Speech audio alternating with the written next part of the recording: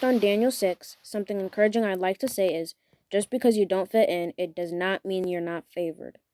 Daniel was a high administrator of the empire with a few others, and the others wanted to find something wrong with him.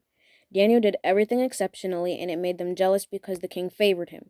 You know you are doing well when someone wants to dim your light.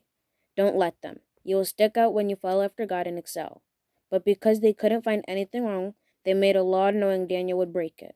When you excel, people won't be able to find your faults. The law was that if you prayed for the next 30 days, you had to be thrown into a lion's den. Daniel was true to his faith and never wavered. So when this law was decreed, he still prayed. The administrators found him praying and told the king Daniel broke the law. The king was in turmoil because he didn't want to throw Daniel into the lion's den. He tried to find a way to stop it, but he couldn't. When you excel, people will find it hard to dislike you and they don't want to see you harmed. The day after Daniel was thrown in the den, the king wasn't able to sleep, eat, or be entertained.